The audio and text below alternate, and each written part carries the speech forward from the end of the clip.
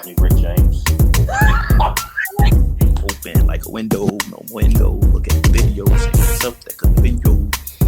Because they like Sanya On-Air. and everybody on the East Coast calls me Don. I'm like, what is Don? My mom thought I was on Long Island, but I was at Howard Homecoming. Ready? Turn it up. Let's go.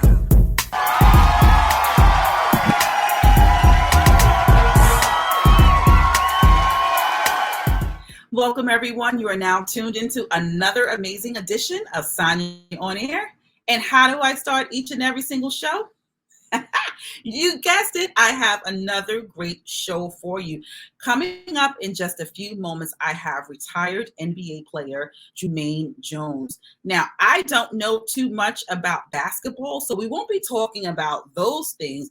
What I really want to talk about is his experience, because I want to help aspiring professional NBA players or aspiring professional athletes understand the journey. They need to understand the journey. They also need to understand that being an athlete on the court is not the only career in the professional arena where you can be successful at. So we're going to talk about all of those amazing things with Jumaine Jones in just a few moments. But do me a favor. Make sure that you subscribe to Sanya On-Air. Sanya On-Air is streaming just across just about every major streaming platform. Just to mention a few: iHeartRadio, iTunes, Spotify, Google Podcasts, Apple Podcasts, Stitcher, Buzzsprout, you name it, Sanya On-Air is there. But why don't we get to a few commercials to help pay these Sanya On-Air bills? I'll be right back. Who else besides me hates standing in long lines at the grocery store? Well, if you're a part of the Sanya On-Air family and have EBT SNAP benefits, you can skip the long lines and get your groceries delivered to your home in as fast as 1 hour using Instacart. Want to know how? Simply pay for your groceries with your EBT SNAP on Instacart and get free delivery or pickup on your first 3 orders of $35 or more up until December 31st, 2021. Interested? Use the Sanya On-Air Instacart link in the description section of this episode, or if you're watching this episode on YouTube, use the QR code.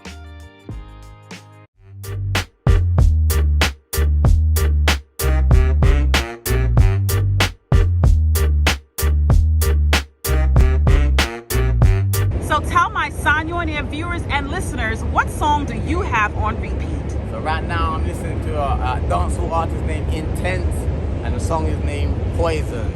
How else can you support? Cash App me at $SanyaHudson. That's SanyaHudson. Sanya On-Air Empower Apparel. With everyone wearing masks, why not let your clothing do the talking for you? Visit Sanya On-Air Empower Apparel using the link in the description section of this episode and purchase premium t-shirts in various empowering themes. All clothing is 100% premium cotton from sizes small to 2 extra large.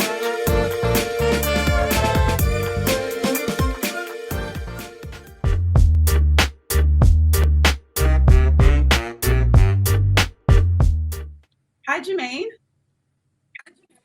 Hey. Jumaine. Hi, how are you? I'm good. I was trying to get to my destination, but my son he wouldn't allow it. Oh, yeah, I know. That's what kids do. My daughter's already woken me up and said, "Okay, Mom, what's on the agenda today? What are we doing?" When you have kids, they control your entire life. How old is your son? That's what I was just about to say. He's about to be 10 months, so he's really running. I was trying to, and my oldest son is in Charlotte, and I was in Atlanta. He has a game today, so I was trying to drive down and be in Charlotte before we do this, and it just didn't work out. Oh, wow. Well, I'll just try to make this as, quick as possible. I'll try, but I have a conversation with you today.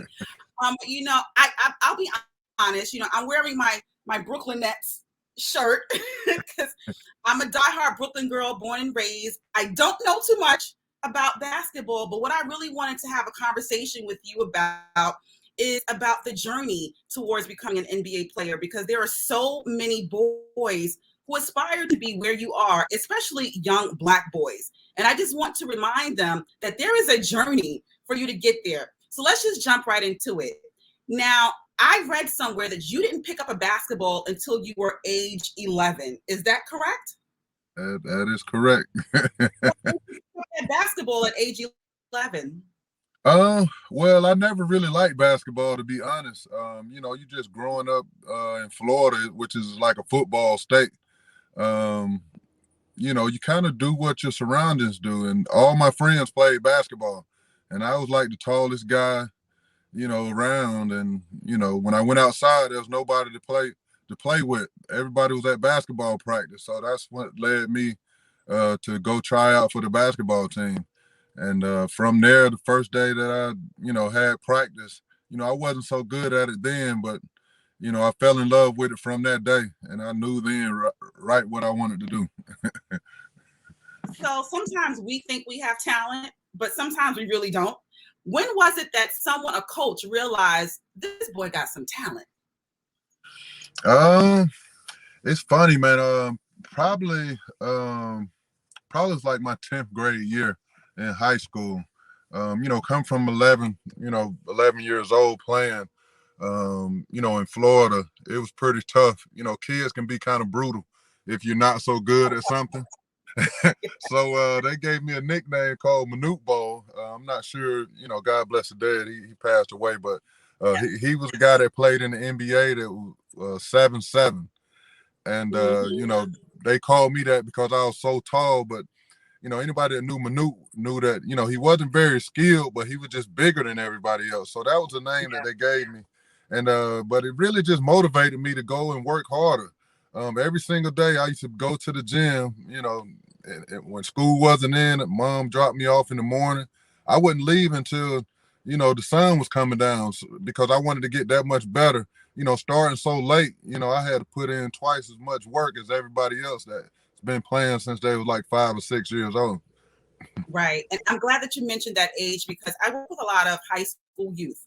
And when I'm working with them, I'm like, so what do you aspire to be? And a lot of them say an NBA player. And I asked them, okay, so what type of programs have you been involved in? And they're like, nothing. And I'm like, well, if you're in high school, the next step will probably be an NCAA school, will probably scout you for the NBA. So at what age do you find most professional NBA players start their journey of basketball? Is it around age 5 or 6?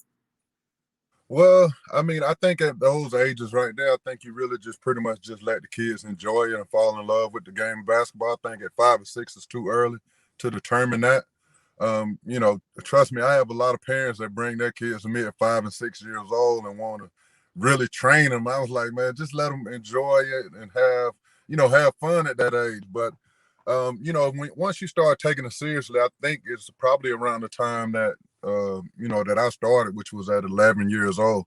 And that's one of the things I do with Beyond the Hardwood Academy. I kind of let the kids know about the process of making the NBA, because it's more than just basketball. And I think a lot of these kids don't really understand that, just because you have the skills to play basketball, there's a lot more surrounding the game of basketball than you would know.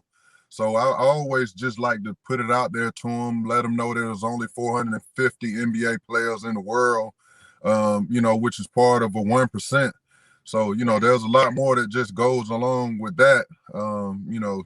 You got to know how to carry yourself. You got to be coachable. You got to be willing to listen. It's just a lot of things that's going on. That's why I call my company Beyond the Hardwood, because I like to teach the kids everything, on the court, but also everything that, what it takes to be an NBA player off the court. Yes. And I'm glad that you mentioned, all of the skill set that has to, kind of be built into a professional NBA player. But I also want people to know that you just don't have to be on the basketball court to be successful. I read somewhere that a mascot can make 6 figures. Is that true? Man, that's one of the things, I think that we don't do as a Black community. As a Black community, we always tell kids the only way out is just through sports. And, that's one of the things that I'm really, really big on, letting kids know about other opportunities. If you do love the game of basketball, I speak to them about, I was like, man, if you ever watched the NBA game and seen the guy that's unplugging cords and, moving all the wires, I'm like, he's making $200,000 a year. All of these, statisticians and all that, they're making six figures. Mascots making six figures. Everything, like if you really love the game that much, there's a whole lot of things. To be a referee, referees are making millions of dollars. You know what I mean? So it's a lot of things around the game of basketball. If you love it that much, there's other jobs other than that, because, I try not to scare them, with the numbers about 1% of making it. I just want to make them aware on how hard they have to work, and, just pretty much just give them my journey, because it was easier for me, when I came up, because, all I had to do was be one of the best players in the U.S. Now the game is global. So now you got to be one of the best players in the world, which makes it twice as harder. Yes. So, I try to just let them know the process and how much harder it is today than it was back when I was coming in. But they also have a lot of other things to help them out than what we had too. So, I just try to explain to them the journey and, just let them know, what if you don't make it? What if you're not part of that 1%? What is plan B? Because it can be very tough on you to be able to, have these dreams and then they don't happen. And then now you're just sitting there, and a lot of people get caught up in trying to figure life out. Next thing you know, it's 10 years past and you still, don't even have an idea what the second step's going to be now that, basketball is not an option. Yes. And I'm glad that you mentioned that only a small percentage of, NCAA players make it to the NBA. And you did mention that today it is much harder for players to join the NBA. Is it because the NBA has expanded to be such a global organization? Absolutely. Why is it so hard today? Okay.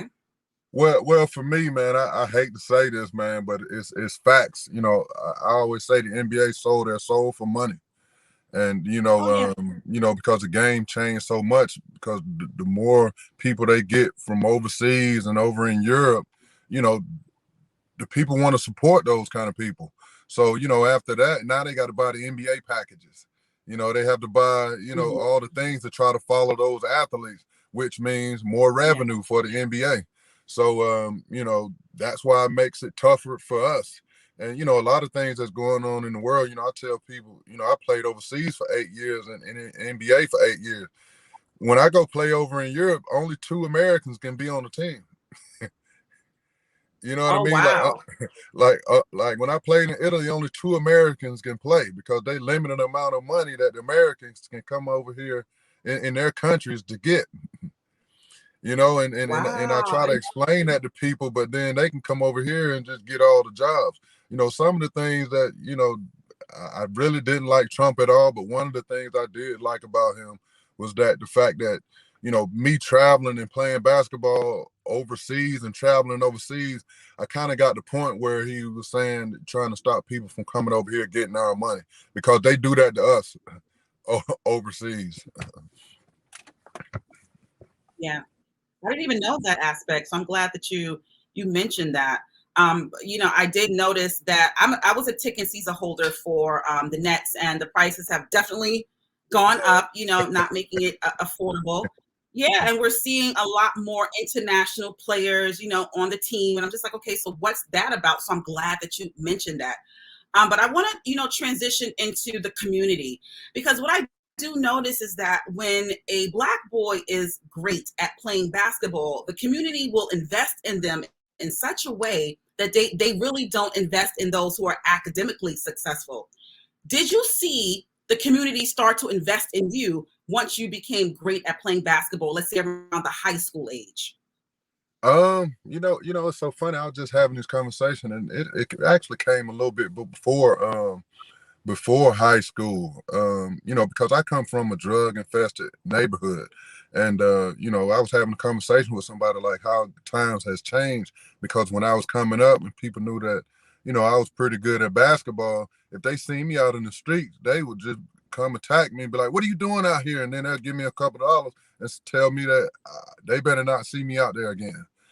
So, and that was in middle school. So to your point, it is, a lot of my teammates, they do a lot of things surrounding academics in basketball. Like you have to have a certain GPA for them to even train you, and I respect that, like, because it's more than just basketball. And that's one of the things I'm big on, because that 1% chance, man, that's a slim. That's like hitting the lottery. There's a lot of other jobs that we can qualify for that we don't put ourselves in those positions. There's a lack of lawyers and doctors and all these professions that's lacking people that look like us.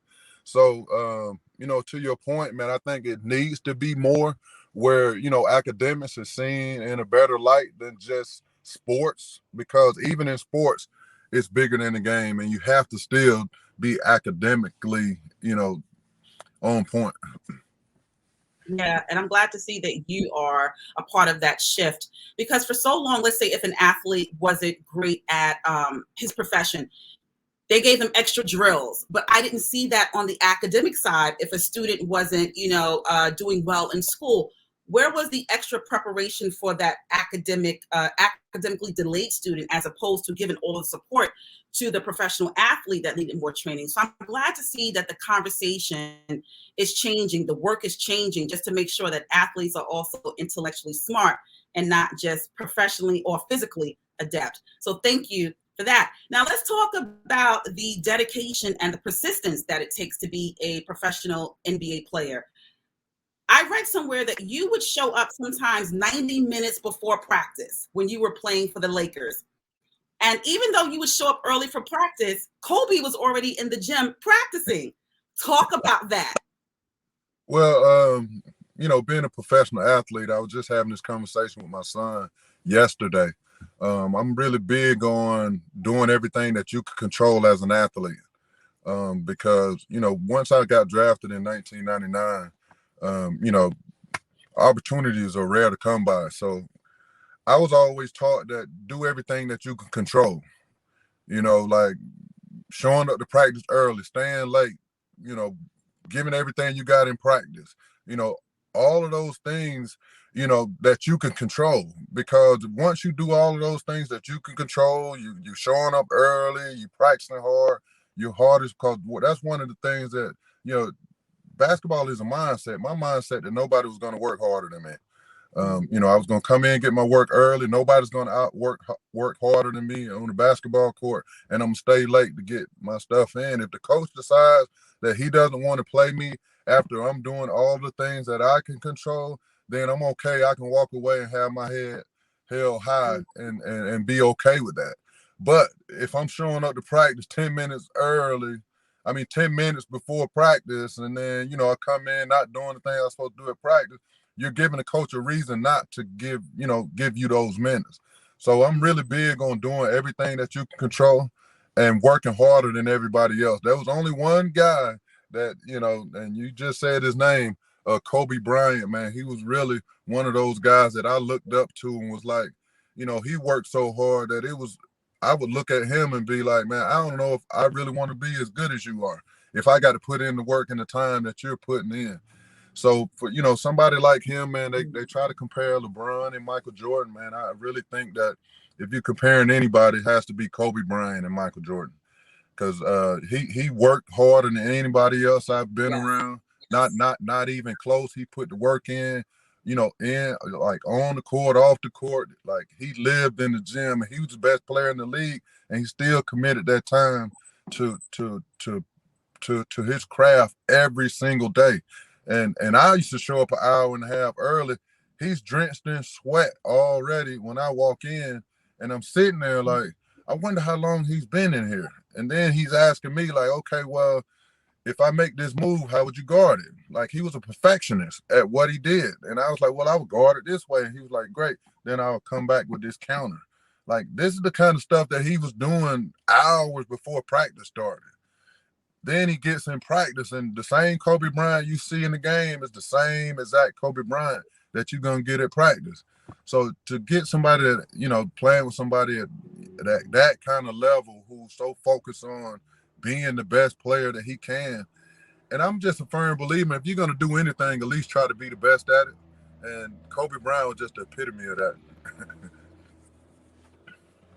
Wow. I love to hear about that because oftentimes, when it comes to sports, everyone is so competitive.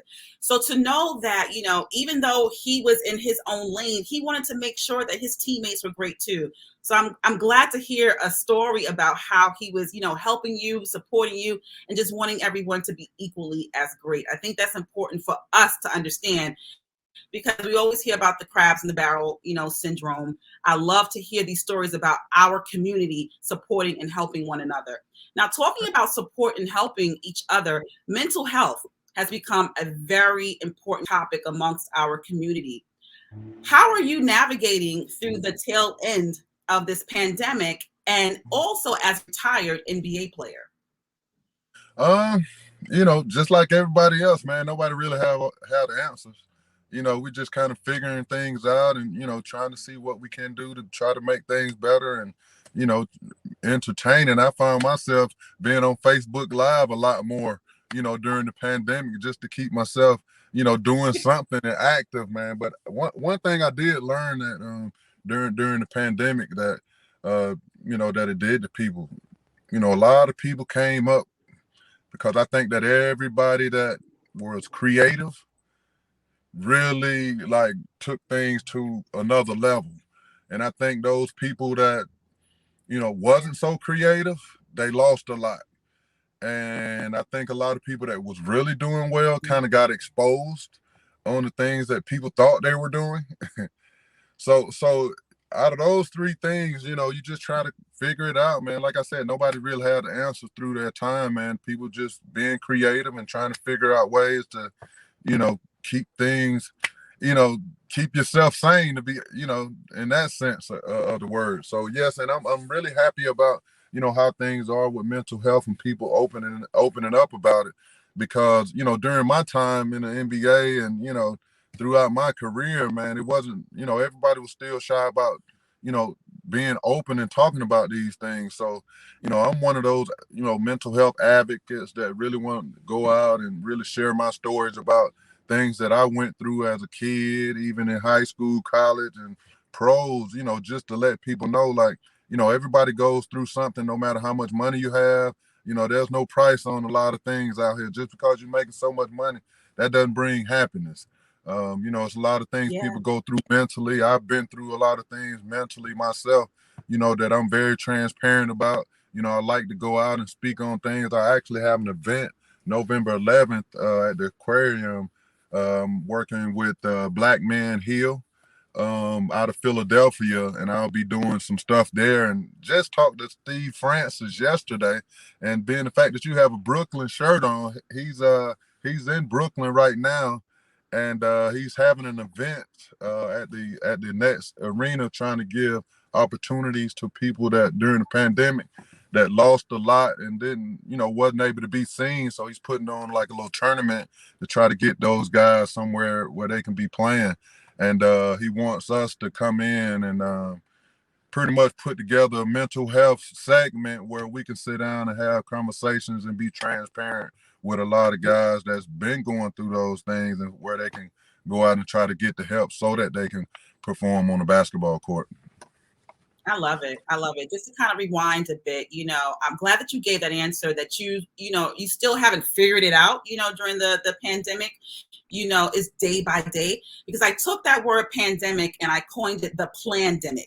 If you did not plan during this pandemic, what was going on, you should have really used this as an opportunity to kind of leverage whatever, you have. I also want to talk about, just with the mental health narrative that we are discussing, Kyrie Irving on the Brooklyn Nets. Now, like I told you, season ticket holder, waiting for Kyrie to play. And initially it was about his ankle. And then I heard somewhere that he just said that he wasn't ready to play. And it made me think, has anyone checked in about his mental health? To me, that was a cry out for help. What do you think about what's going on with Kyrie Irving? I definitely think there's a lot of mental health issues going on with Kyrie, and he's been open, he's been open to have those conversations about his mental health, and I think it's just a lot of times people's been ignoring it, because being a professional athlete, sometimes people see you as Superman, and you're supposed to just get over things and just come and play because they just want to see you play. And, that's one of the things I always tell people all the time, like, being a professional athlete, people expect you to be Superman. And, sometimes what if you just don't feel like being Superman? And, people see you in a different light if you don't feel like being Superman that day. And that's just something that comes along with being a professional athlete. But, as we've been seeing, tennis, gymnastics, everybody's been coming out, having these conversations, and I'm so happy that, people are being a lot more open to have these conversations. But I just think that we really need to be able to go more in depth to have conversations with people so that they can understand it. Because I think that when people see Kyrie, I think that, just love him as a basketball player so much that they don't really understand what he's going through. So I just think that if people can be more open and transparent about what's going on, then people can understand it. And then people will be more, acceptable about what, him not playing and, deciding to take his mental health more serious than basketball.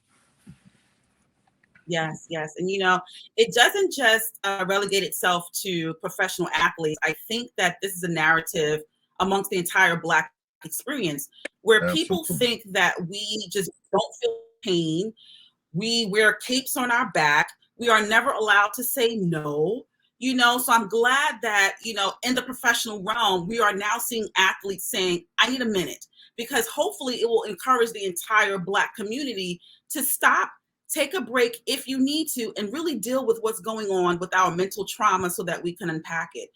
So what do you do to navigate through each day, especially as a father of a 10-month-old? I don't even want to talk about that because my daughter's 26. But how do you navigate through the day-to-day, just making sure that you are mentally healthy? Well, that's the thing, man. I don't watch television. I try to keep a lot of negative things out of my life. I stay away from TV. I don't watch the news because there's nothing but negativity on there. I try to keep everything positive with me. And, and I got 5 kids that I got to look after. I got a 21-year-old, 19, 17, 15, and now, a new one. So, I got to kind of keep myself together to be able to stay focused. But I take, I go to counseling. I go to counseling. I go to counseling every week to try to better myself, to try to keep myself sane. And, a lot of things that I go through, I go in there. Sometimes you just need to have somebody to have that conversation with, because, I've been going to counseling for a while now, before the pandemic and before, people start, speaking out on things. And I learned a lot of stuff about myself that I didn't know that really related a lot to my childhood that I never really, noticed. Going to counseling was probably the biggest thing for me at first. I was this macho man, like, why would I go talk to those people that I don't even know them, and, thinking they're going to judge me. And, once I went through my little thing, man, after being, depressed for 3 years, man, it was more like, I got to get some help. I got to be sane for my kids. I got to be sane for myself. I got to, do all of this stuff. I got to provide for people that's actually, being here, counting on me to be there for them. So, I went to counseling, probably the best thing I have. And, anybody that's been through mental health, they know it's an everyday thing to try to keep yourself sane. And I think anybody, even if you're not going through mental health issues, it's good to be able to go in and have conversations with people about what's going on in your life. And, just talk to somebody else that's not your family member, that's not a friend, or, somebody that know you. So I just think, that's one of the things that I do. And it's been very helpful for me to keep myself intact and, try to be the father and the community leader that I try to be. Nice, nice. So after the NBA, where is Jumaine Jones now? Oh man, it was tough, man. Because after I just spoke about it a little bit, but after I retired from the NBA, it was hard because I've been playing basketball since I was 11 years old, and something coming to an end, where next thing I'm asking, like, what am I gonna do now? I didn't prepare for after basketball. Nobody even had a conversation with me about even thinking about that after basketball. So it was it was a tough transition. So it was kind of like I was sitting around drinking every single day, trying to figure out what the hell I'm gonna do with my life right now. I left University of Georgia after 2 years. I didn't have a degree. So jobs are limited, and I'm accustomed to making a certain kind of money. So it was just like, what am I gonna do? And every single day I wasn't ready to face the fact that I had to find something else to do other than just basketball. And it led me to drinking every day, and want to just not face the music. Like, look, you got to find something to do. So I would drink every day just to forget about it and wake up every morning to the same problem and do it all over again. Before I knew it, it was 3 years. It was 3 years before I even understood like what was going on. So the best thing that ever happened to me was that I went to the NBA transitioning program they created for athletes that has retired. So they kind of helped me transition and really find a purpose in life, because I seen myself not having a purpose after basketball, because that's all I ever did was entertain and play basketball. Like, what am I gonna do now? So I kind of went in and I talked with a guy by the name of Vin Baker that played in the league for a very long time, and he told me something that stuck with me. He was like, Jumaine, I said, how was your transition? He said, man, it was hard. He said, but you know what came to my mind? I was like, what was it? And he was like, man, do you know what it took for us to make the NBA? I said, absolutely. He said, man, that's still in us. He said, we just got to find somewhere else to put it. And once he said that to me, it stuck to me. I was like, man, that is still in us. Like, all of that grind that we did to make to the league, that's still in us. We just got to find something else. And, after he put that into me, man, I really found, things that I really like to do is give back to the community, give back to the youth that's been going through the process that, trying to get to where I've been. Anybody that's looking to be successful in anything, because people don't understand basketball pretty much just like life. That's what sports do for you, really teach you about life things. So, I just use my platform as being a professional athlete to be able to go out there and be, somebody that, I could talk with kids about more than just basketball. And that's why I named my company Beyond the Hardwood, so that we can have those conversations about everything that's outside of basketball court as well. I love it. I heard Oprah Winfrey speak yesterday, and she just framed the word legacy in a way that I had never heard before, but now I see it manifested in what you're doing, because a legacy is what you leave behind that other people will pick up. So I'm glad that you are paying it forward. I'm glad that there is a level of reciprocity. I'm glad that you are leaving a legacy because you were there. Now you are helping other individuals, other kids get to where you are. I applaud you as a Black woman to another Black man. Continued blessings. How can my viewers and my listeners continue to follow you? What's your social media? My social media is I am Jumaine Jones, and that's Jumaine. There's no R in there. A lot of people call me Jermaine, but it's I am Jumaine Jones is how they pronounce it. I am Jumaine Jones. You can follow Beyond the Hardwood. It's _ Beyond the Hardwood on Instagram, and you can follow us on Facebook at Beyond the Hardwood. Nice. So one last thing, because I forgot to ask you, you said that you are having a program for Black Men Heal in November. Can you give us the location, and how can my listeners who are Black men become a part of that?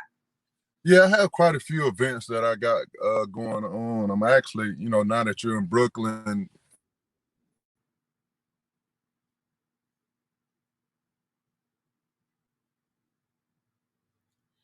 Hopefully we'll get Jumaine back. Okay, Jumaine? Oh yeah. Okay, back. Now what were you saying about Brooklyn? A program in Brooklyn. Yeah, actually, October 13th, supposed to go down to the Brooklyn Arena with Steve Francis doing something there. And the next night, we're supposed to be doing some mental health platform where we're sitting down having conversations with athletes. And, we're not only helping kids, we're helping athletes that are active in the NBA. We're helping college kids, high school kids, guys that's retired from the game of basketball, baseball, football. We're there to help everybody and just be transparent and talk about things. And we're just trying to move this thing all over the country and not just, not just in our areas. So got it.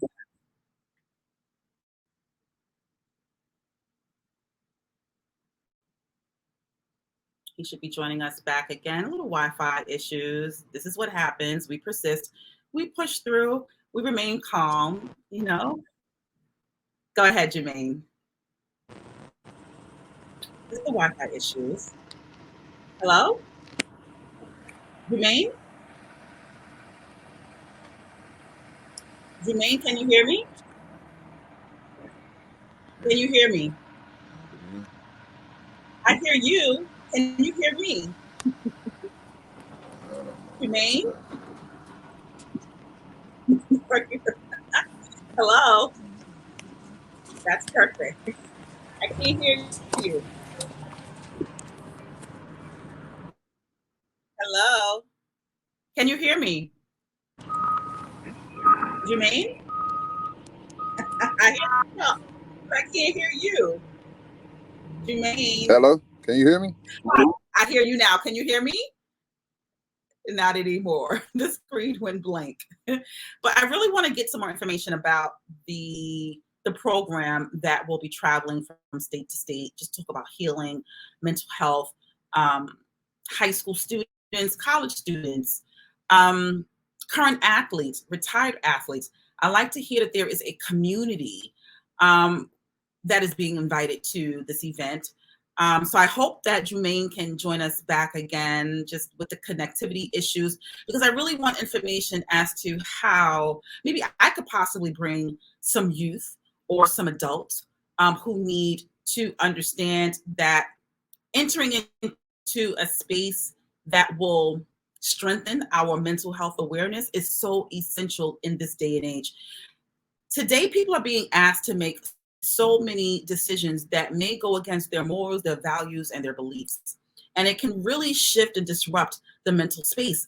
And I do believe, and I encourage all of you tuning in to really start to arm and equip yourselves with the necessary tools that will strengthen your mental state of being. It is so important. I do know that Jumaine, he had his 10-month-old son, my apologies, in the car en route going somewhere. So I'm going to disconnect from Jumaine so that we can just keep this conversation going. But that was great. That was a real great conversation with Jumaine. Yes, I do have on my Brooklyn Nets t-shirt. Huge fans. I'm not an avid basketball player. Please, I don't know a lot of the players. I can't match their names with their numbers. I don't know too much about basketball, but I love the dedication, the persistence, the hard work that it takes. I'm a fan of that.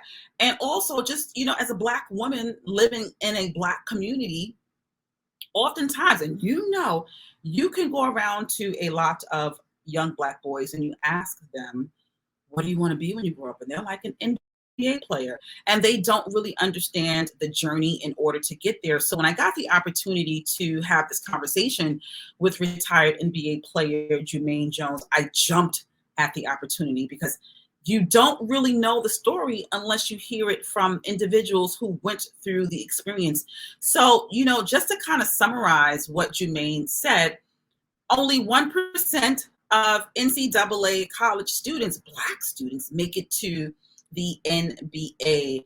Also, when NBA players, and we hear this story a lot of times, when NBA players go overseas to play professionally. I didn't even know that overseas they only limit 1 or 2 players from the United States to play on their team. I did not know that. I don't even want to get into the conversation about, the United States just being such a melting pot. And I'm a fan of that. But oftentimes it just takes away from us. But I'm a firm believer that is what is meant for you will be given to you. The intimate story of him and Kobe Bryant, rest in peace. A first-hand story of how he got into the gym earlier than the early players, just to practice.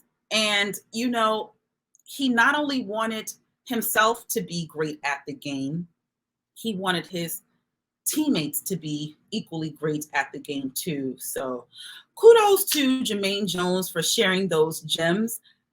His baby must have been sleeping, a 10-month-old baby, while you are trying to have an interview. I'll be giving that baby a little, people give him a little alcohol on the gums. A little Benadryl on the gums so the baby can be quiet. But that was a good baby, I guess. Even the baby knew this was a conversation that needed to be had on Sanya On-Air. I love you all so much for tuning in. Do me a favor, make sure that you hit the subscribe button if you're watching this on YouTube. Also, hit the notification button that is right next to the subscribe button so that you can be alerted of all Sanya On-Air celebrity interviews where I unpack celebrity not pitiful moments, where I unpack celebrity pivotal moments and milestones. But some of those pivotal moments can be pitiful, but the conversations on this show, the celebrities navigate through those pitiful moments so that they can provide tangible examples of success to you. Sanya On-Air is also streaming on iHeartRadio, iTunes, Google Podcast, Apple Podcast, Pandora, Alexa, Stitcher, Buzzsprout, Spotify, and like I said, YouTube. So Sanya On-Air is streaming just across every major platform. Make sure you subscribe. We need more Black women in media. So please share this content. I don't think that people really understand this difficult space that Sanya On-Air is in. But just going back to the conversation that Jumaine had, the persistence is in me. I've lasted for 10 seasons of Sanya On-Air. And if you look back on every single season, you can see the growth. It is not easy. I go to red carpet events or, just celebrity events, movie screenings, private listening parties. And oftentimes where they sit Black media is at the end, because oftentimes they feel that no one is going to support Black media. I need you to prove them wrong. So make sure that you listen. Make sure that you share. Make sure you leave a comment, because I don't think that, too many people know that there is an algorithm in this whole digital space. And it recognizes engagement. So I really am asking for your engagement to get these numbers up so that we can really show the world that Black media, or Black women in media, we matter. So also, like I told you, if you've been listening to every single Sanya On-Air episode, I have amazing billboard space to help brands promote and market their brand. Why don't you email me at sanyaonair.net and help me take your brand's marketing and promotional efforts to the next step.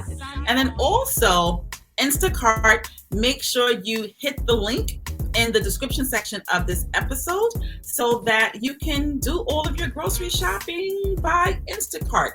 Now, if you subscribe to Instacart for the first time, it is free delivery for first-time Instacart users. Just make sure that you, once again, go to the description link of this episode and click on the Sanya On-Air Instacart link. What else do I have for you? I think that's about it. Thank you so much for tuning in. This is another amazing edition of Sanya On-Air. Smooches, dolls.